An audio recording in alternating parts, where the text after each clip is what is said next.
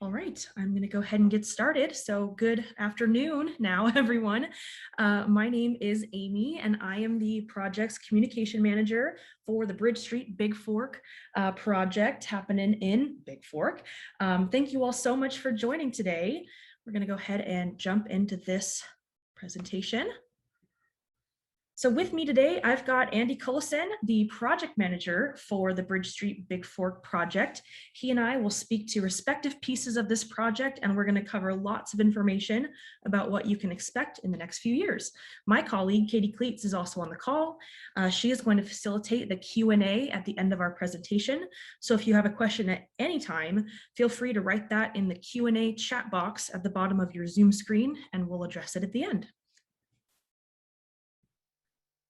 Today, we are going to get you all up to speed about what's taken place on this project up until today. We'll give a brief overview of what is to come, along with the associated timeline for that. And then we'll chat about what public involvement is going to look like for the project. After our presentation, like I mentioned, Katie is going to begin that Q&A. So Andy, let's go ahead and fill everyone in on what's already been going on for this project. Thanks, Amy. Hello, everyone. I'm Andy Cullison, and I'm the Bridge Street Bigfork project manager. Wanted to give you all a brief history of how we got to where we are with this project today. The bridge standing today was originally built in 1912. Since then, it has been a staple in the community and is still being traveled by motorists and pedestrians regularly. In 2015, the bridge was added to the National Register of Historic Places. Shortly after this registration, and after many official examinations, it was determined that the bridge would soon be unusable if left as is. In April 2016, we began public outreach for this project. We held a public meeting where many residents requested that the new bridge look as identical to the existing as possible. We've been able to honor that request through our decision of a truss bridge with single lane traffic, and we hope to continue hearing from residents at meetings just like this one. That leads us to today, and that's where Amy will take us next. Awesome. Thanks, Andy. So like you said, we are going to do everything in our power to keep this bridge as similar to the original as possible. It's also going to have that truss structure and also have the single travel lane, just like the existing structure. Really, what we're trying to do is make this bridge up to code in terms of ADA and also allow it to carry heavier vehicles, including emergency vehicles. This is going to be crucial. As much as we love the existing bridge, it is structurally unsound. Without this reconstruction, the bridge would simply become obsolete. I do want to thank you all for understanding the need for us to do this work, and we do look forward to building you a safer yet similar bridge. I'm going to turn it back over to Andy to talk about the timeline. Thanks again, Amy. Our goal is to begin construction for this project in 2024. Until then, as you can see on the timeline, we will be busy finalizing designs and planning for construction. Amy will also be out and about in Bigfork, keeping you all up to date about project milestones. You likely won't see much work done on the bridge until 2024. You might see some crew members here or there surveying and measuring things, but nothing too serious. You may also see some geotechnical drillers in the near future addressing the soil beneath the bridge. When this happens, Amy will keep you all up to date about any closures or delays. Once construction begins in 2024, the bridge will be out of commission and travelers will need to take an alternative route. You have a few years before you need to plan that route, however. Amy will now talk about her public involvement plans for the project. Thanks again, Andy. So the key to this project in terms of the public involvement is to keep you all engaged about what's happening before construction now, during construction, and after. We understand the significance of the bridge in the community. I heard this last night at our in-person open house especially. So we're going to do everything in our power to ensure your voices are heard. For this reason, as Andy mentioned, I am going to attend as many community events as I can, consistently email those curious about the project, really anything I am able to do to keep you all up to date. We also want to hear from you about ways to honor the legacy of this bridge. I know this is an important topic to many community members and groups, which is why I'm here to listen. I did include a picture here from yesterday's open house. That was the in-person session. We had a really great turnout. About 50 people came throughout the afternoon.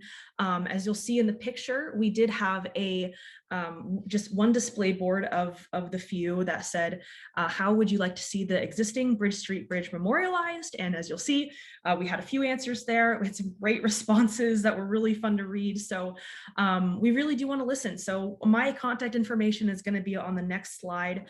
Please feel free, if you've got any ideas or any comments, send them my way. I do want to get those addressed. And also, if you just want to meet up for coffee or something, I'm flexible. So really any and all comments are welcome. With that, I am going to hand it over to my colleague, Katie Cleets, to facilitate the Q&A. So again, if you've got any questions, feel free to put them in that chat box and we're going to get them addressed. Katie, over to you. Thanks, Amy. So we do have a question, and before we dive into that, I just wanted to clarify for the folks that we have on the line, because this is a webinar style session, if you have a question or a comment or just need a little bit more information, go ahead and type that into the Q&A bottom, the Q&A button at the bottom of your screen. It looks like 2 chat bubbles, and we'll be able to read those and then queue them up for our team of Andy and Amy here to respond to as there as well. I see a hand up, and unfortunately we can't use that capability. So if you could instead type it into that system, we'll be able to follow up with you that way. And if for some reason that's a challenge today, which we understand tech can be tricky, Amy's contact information is here, and you can certainly follow up with her at any point throughout the course of the project. So with that out of the way, and we do have a great question, so I'll throw this over to you, Andy. Rose is asking if there will be a walkway for pedestrians during construction. That is a great question. Right now, we're planning on removing the entire structure that's out there today when construction starts. And so we're going to close the road. That includes the pedestrian path will be removed as well. To my knowledge, the design team and the traffic control designers have not looked at providing a temporary pedestrian facility. That doesn't mean that we can't look at it. But yeah, right now we don't have a plan to do that. The site is very constrained by right-of-way and utilities. So I can see that could be challenging to try to address that. But at this time, we don't have any plans to provide a walkway during construction. Thanks, Andy. I believe that answered that question, Rose, but certainly follow up if you would like additional information. Our next question for you, Andy, is from Bill. He says, if you know what will happen to the old bridge itself, will it be maintained and made available for preservation in another location? Again, a great question, Bill. Amy's stressed how important it is to the community that we do memorialize the existing structure. In my past experience, it's as simple as working closely with the contractor and the community on where we can place that structure. Again, it's a very tight site constraints with the utilities. So there may be some challenges with getting that structure out in one piece, not that it can't be done. And one thing that we've discussed in past meetings with Amy is trying to work with the communities. So if we're going to preserve the existing structure, we need somewhere for the contractor to move it to and set it down. And that's something that the community probably needs to come together on and figure out, you know, where can you house the structure? Is it important that it's housed as is in its entirety, or can it be disassembled to some degree to aid removal of it from that tight site and be placed or maybe reconstructed? I think there's a lot of questions to be resolved there, but MDT is excited and happy to work with the community on moving forward along those lines. So I think we're going to work through Amy and Big Sky and come up with a solution that's good for the community and good for the contractor and MDT. Awesome. Thanks, Andy. And again, Bill, if that didn't answer your question or you want to just stay in touch with Amy on what that is looking like as we continue moving forward, please feel free to do so. So next, Andy, we have a construction timeline question for you. Dennis is asking, if construction starts in 2024, do we have an idea of what the construction duration or timeline might be? I think we're anticipating they should be able to get it done in a single season. Again, some of the site constraints are very challenging for this specific bridge, and that might control the construction schedule. That being said, these prefabricated trusses do go together pretty quick. So I definitely don't think you should expect more than just a single construction season. Depending on how things go, we kind of do, let me see how I can phrase this. We typically refine our construction schedule estimate as we get closer to having the design complete, and we really work with, utilities will be a key aspect of this project because there are so many utilities constraining the truss right there at the site. The other thing that we have is contaminated soils at the site that may cause some complexities in how the construction schedule proceeds. And so at this time, my best answer for you is to expect that summer season, that construction season of 2024, for that bridge to be out. Likely it will be less than the whole summer season, but that would be my expectation if I was in the community and trying to make plans ahead of time. Awesome, thanks, Andy. And to reiterate, as we continue getting closer to that construction milestone, those are the parts of the email updates and things that Amy will be sending out. So as we have those pieces nailed in, we'll absolutely be sharing with them, with the community, to make sure that you're really well informed. That's very, very important to us. So next, Andy, we have a question from Dale, wondering if you estimate that the bridge will be closed during 2024 construction. Yeah, and again, similar to the last question, we'll refine that as we get further on and finalize all of the design aspects, but obviously not quite as long as the entire construction window. And the design team will look at ways to prioritize keeping the bridge open as long as possible. But I would still anticipate, multiple weeks of closure. Hopefully, if you anticipate 4 to 6 weeks of road closure, then you won't be disappointed if it ends up being closed for 4.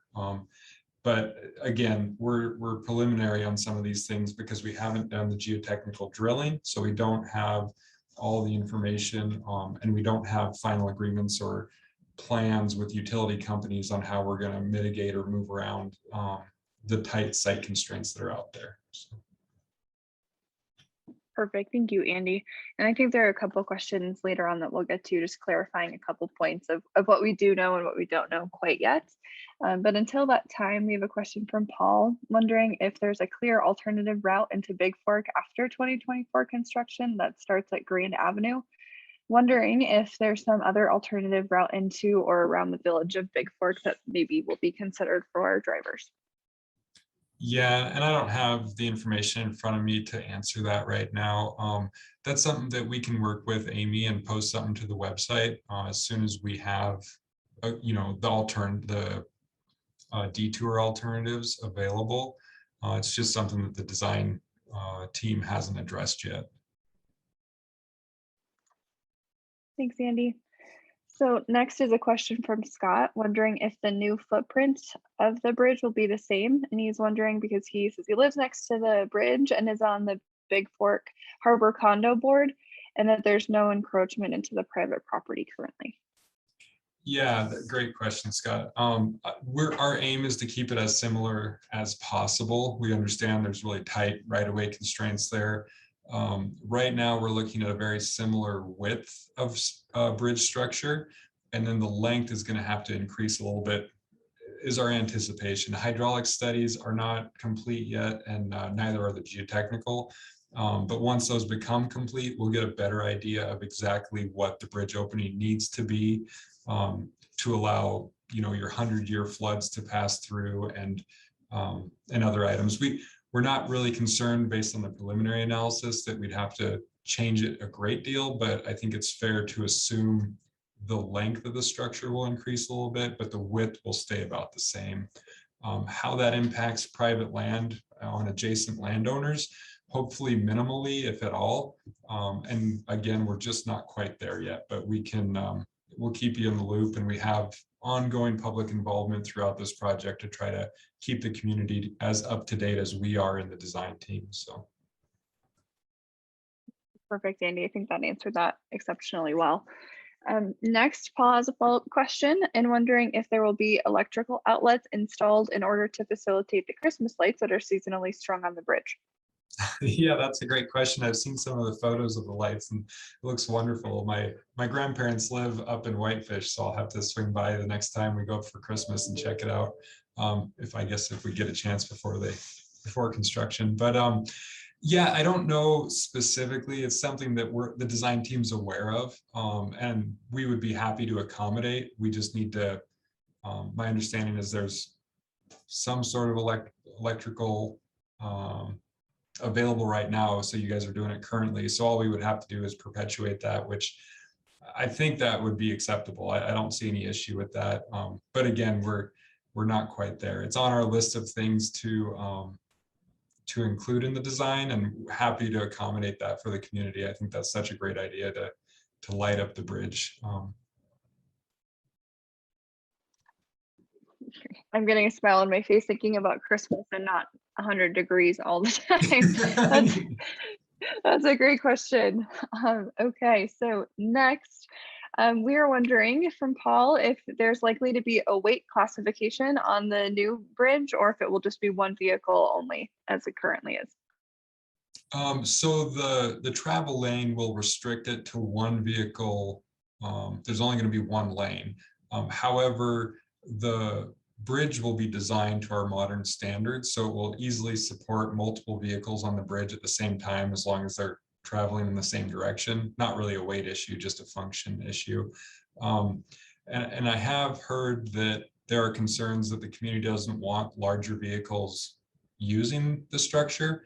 And I'm not the right person to really dive into this, but my understanding is the bridge is owned by the county, and the county could post a lower weight limit on the structure to help manage the operation of that structure, or the actual use of the structure.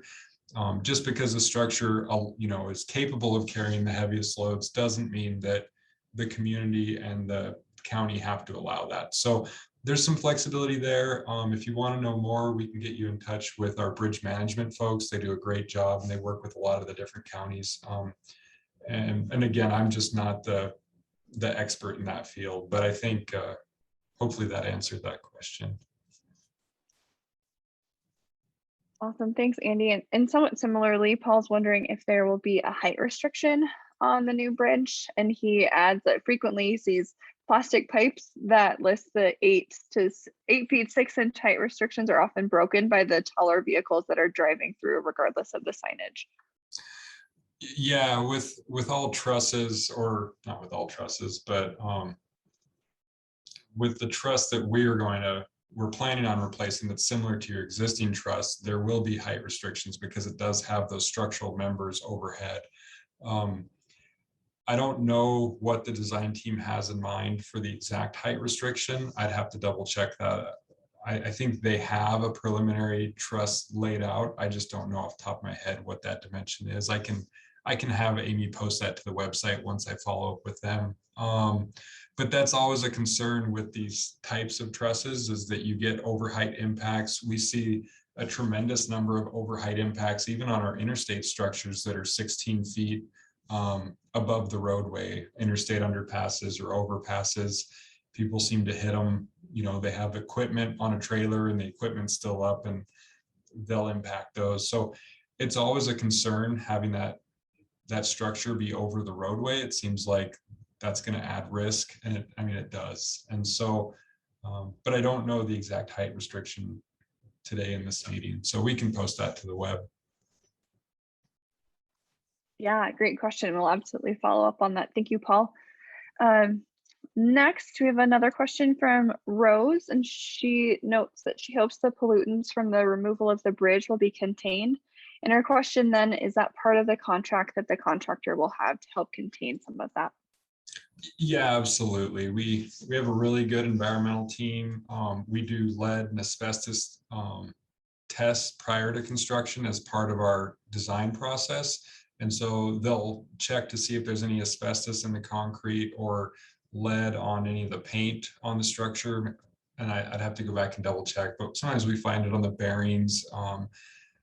And so as part of the contract, we include special provisions that the contractor needs to contain and dispose of these hazardous materials appropriately. So, and then again, the soil contaminants, yeah, the soil in that area is contaminated, and we're having consultant geotechnical drillers go out this October to do the drilling, partially because they are a little bit better set up to drill when there's contaminated soil and to take all the necessary precautions and dispose of material correctly than our in-house drillers are. And so we've already identified that, and we're doing everything we can to make sure that we dispose of it correctly, it's treated correctly, and minimize it as well. I think part of our design process has been looking at how we can build a foundation that minimizes the disturbance to the soil, so that we have less contaminated soil to deal with. But yeah, it's definitely a great question, and it's high on our list of things that we need to keep a careful eye on. Really great question, Rose. Thank you for asking that, and well answered, Andy. So the next few are more timeline questions. And again, I know we don't have those quite nailed down, and we certainly will let you know when we do. But folks are wondering what month we think we might be starting. And somewhat similarly, Andy, there's a question wondering if we know what the likely last date is that the current bridge would be usable by the public. Any ideas on that? Yeah, nothing that I mean, we can't make any promises at this point. It's right now we're aiming for 2024. I would expect, late spring, early summer is kind of what I would expect for when we would shut the bridge down and when they would really get started. That doesn't mean something would change in there. Sometimes we try to be a little bit flexible with the contractor to get a better bid.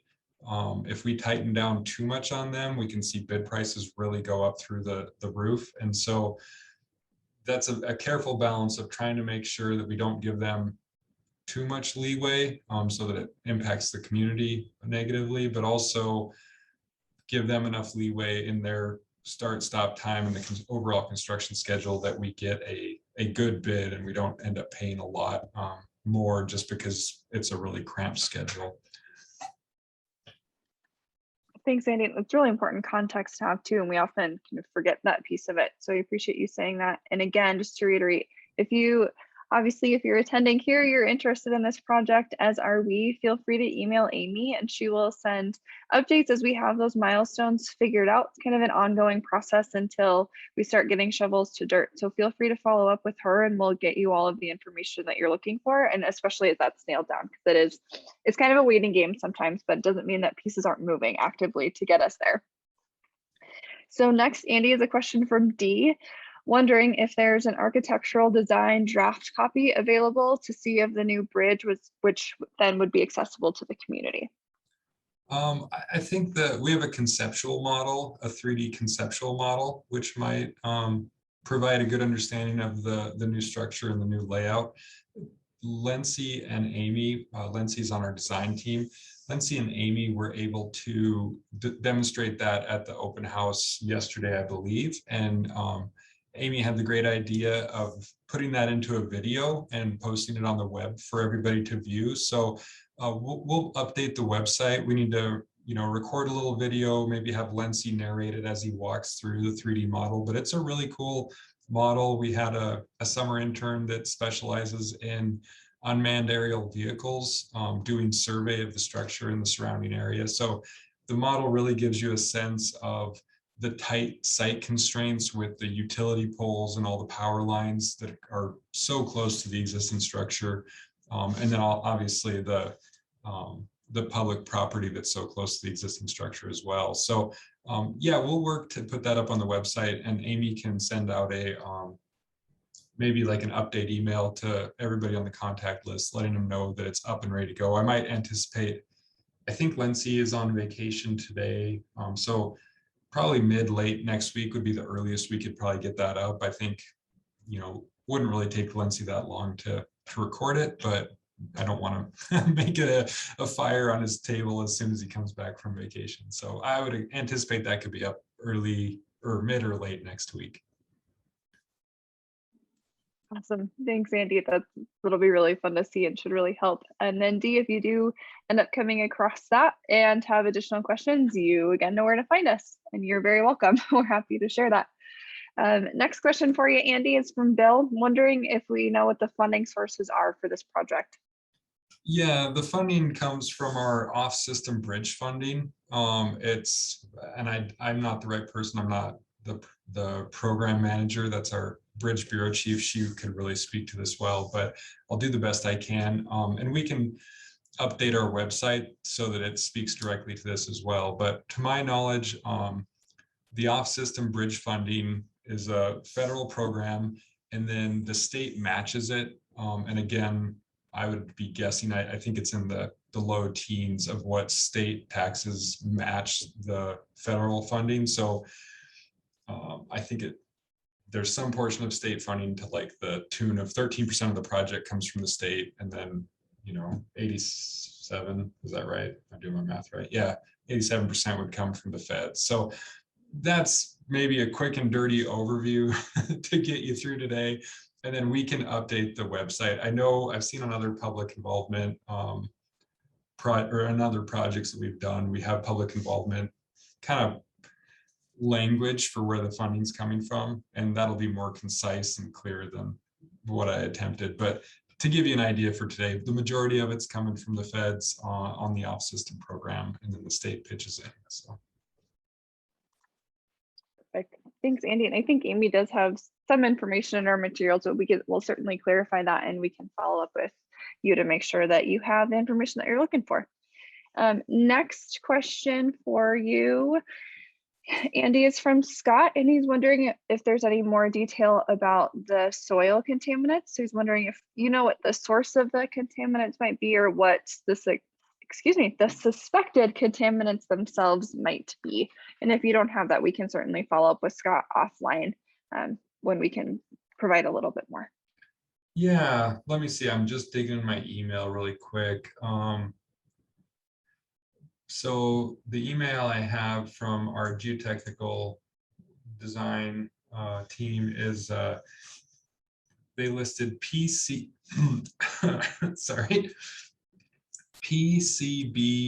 dioxin contamination in the Swan River sediments and along the banks. Let me see if there's additional information here.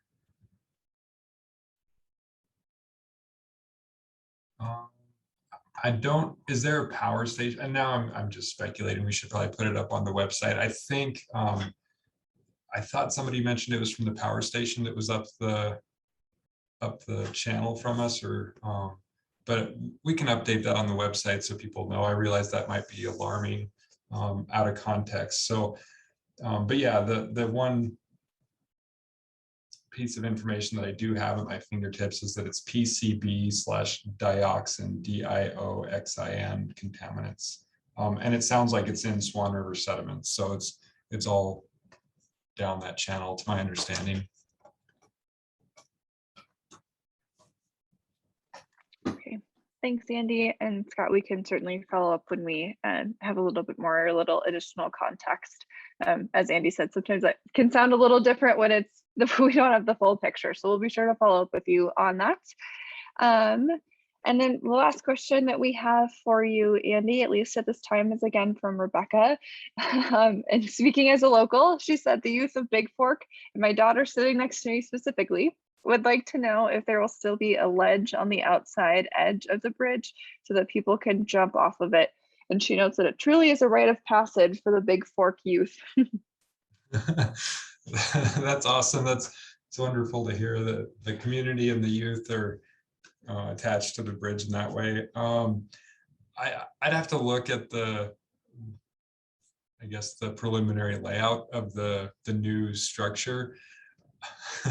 I might anticipate that if the design team tries to include something like that, It might raise safety flags. Again, you have to consider where the funding's coming from, the feds. And so safety is always the top priority. Same with MDT. And so I don't know that the design team can encourage anything that might be seen as unsafe. But really, I don't know. I'd have to look at it. And maybe once you take a look at once we get a 3D model of the bridge up on the website, maybe you could take a look, and then you'll know, and I won't have to get myself in trouble. But I don't anticipate that the design team could specifically set something up for the community to do that. It just doesn't sound like we would probably get questions raised by FHWA on how we're spending their money, if that makes sense. So hopefully the new bridge allows the continuation of that tradition, but I don't know that we can specifically design to it, if that makes sense. That certainly makes sense to me, Andy and Rebecca. If it doesn't to you, feel free to let us know and we're happy to clarify a little bit more. Last for you, Andy, is from Claude, wondering if the current bridge designs incorporate any of the improved river access in the public corridor to the Swan River, the Swan River for rescue personnel or landing of personnel watercraft. Yeah, not to my knowledge. I don't think we have. Claude, are you thinking like a boat ramp or some sort of like trail down to the river? Yeah, maybe we need to clarify then. Oh, a trail or steps. Okay, yeah. So yeah, right now, not to my knowledge. It's such a tight site. That might be better addressed through the community and the private landowners that are there, that own the land right adjacent to the bridge. The project's goal is really to replace the existing structure. And so providing that river access is beyond the scope of our project. It's, if it was somewhere where it was well within the right of way, then we'd probably be able to look at it a little bit closer. But I anticipate with right of way being so tight in there that, private landowners wouldn't be as interested in giving up their right of way to accommodate that. Or if they are, they might, that's something that we need to work with the private landowners that are adjacent, because that's, again, not really a primary aspect of our scope for this project. Great, thanks, Andy, and thanks, Claude. I think that's a great question. Again, if we can follow up or provide more context, please feel free to let us know. And currently, Amy and Andy, the Dynamic A team, those are the questions that we have. So folks, if you still have some questions, feel free to send them our way. We're happy to address them. And then maybe Amy, I'll just turn it over to you in the interim to potentially wrap this up.